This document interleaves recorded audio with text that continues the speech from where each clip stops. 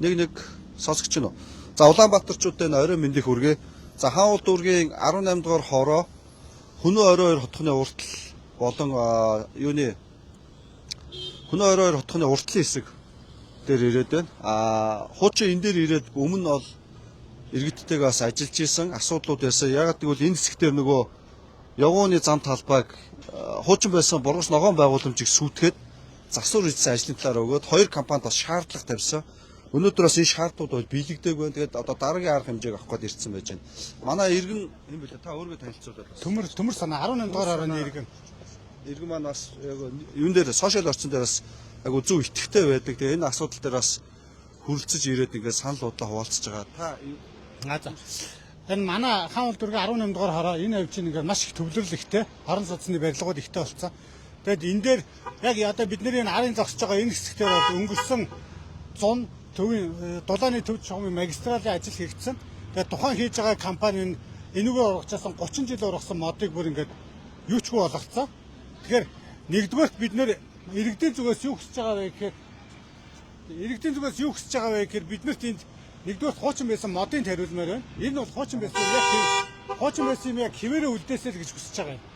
Тэгээ хоёрдугаар энэ зам маань хуучин 3 метрийн ийм өргөн зам байсан бол одоо ингээд нарийсаад 2 м хүрэхгүй болцсон. Энэ дайны ажингууд ажин гихчээр даваа талаа даргын хилдгээр энэ номин компани хуучин байсан хашаага бүр нийт эзэмшлийн талбар метр гарan сунгаад оруулсан. Одоо энийг бол буцаагаад яг хуучин кадастрын зургаар бүр татуулбал энэ бүр 4-5 метрийн ийм өргөн зай үүсгэх гээд үлдэх гээд байгаа юм.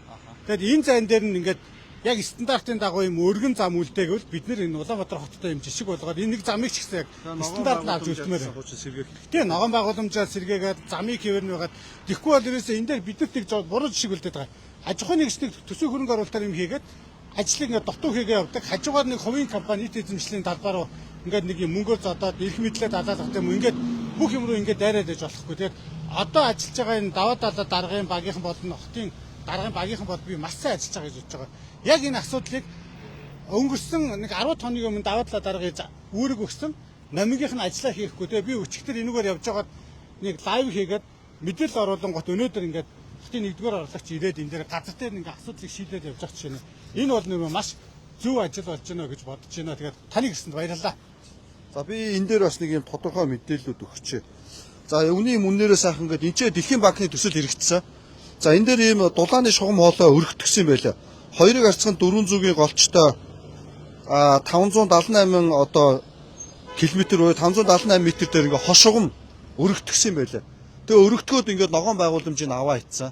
Яг үнийгээ хэлэхэд одоо манай эрчим хүчний яамныхаа Чожо сайдын Хөнөө 22 хотхон л одоо өргөтгөлийн дулааны ажил хийсэн. Тэгээд нийслэлийн ард нуугдаад байдаг застдгүй хугацаатай үүрэг өгсөн. Өнөөдрийг хүртэл энэ ногоон байгууламжаар сэргээгээгүй авчид хуучин ногоон байгууламжтай байсан газар юм жижиг болгоцсон.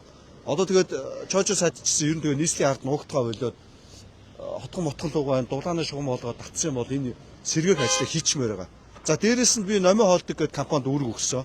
Одоо энэ хажуудаа ингээд зайг болгоод дайны хажуугаар дажиг гэж хашаага сунгаа хийцэн. Энэ хойшоо өксөж байгаа энэ урагшаа явж байгаа хэсгээр бас зай байхгүй. Одоо энэ уртлын хэсгийг харуулчих. Тэгээ ингээд өгсөн хугацаатай үүрэг өгсөн. Барилгын ажил явагдаж байгаа дотоод асуудлуудаа талбаануудаа чөлөөлчөөд хашаага татна гэсэн байхгүй. Би одоо маргаашнаас ингээд хяналт шинжилгээний газартаа үүрэг өгөөд одоо энэ зөвшөөрлгүйгээр хашаа ингэж барьсан газар дээр торгуулийг тавиад зөвшөөрлүүдийг бол цуцлана гэж бодож байгаа. Тэгээд бас энэ асуудлууд дээр одоо иргэд манай компаниуд нийслэлийн аж ахуйн нэгжүүд бас тодорхой хэмжээний хариуцлагатай баймаар байна. Тэгээ юм бол нийслэлийн ард нуугдаад иргэдийнхэн одоо амьдарч байгаа орчныг хүндрүүлээд байдаг. Тэгээ нэ хувийн ашиг сонирхлоо бүгд яваад одоо шунлан дийлхэ болсон хувийн компани одоо дарганаар байна шүү дээ. Бизнесийн дийлхэ болсон. Тэгэхээр одоо энэ асуудлууд дээр бол бас ингээд иргэдтэй компаниудаас хэлж байгаа шүү. Одоо иргэдийн төлөө энэ Улаанбаатар хот чи бидний хот явж хажуугаар явган зам хэрэгтэй, ногоон байгууламж хэрэгтэй.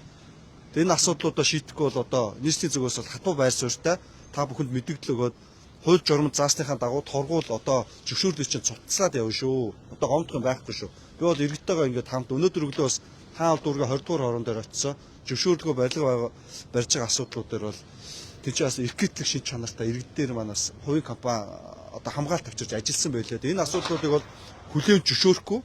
Тэгэхээр одоо энэ аж ахуйн нэгжүүдэд одоо ингээд сануулж байгаа. Тэгээд эх 7 хоногоос арга хэмжээ аваад явна шүү гэж хэлмээр. За ингээд дуусчих.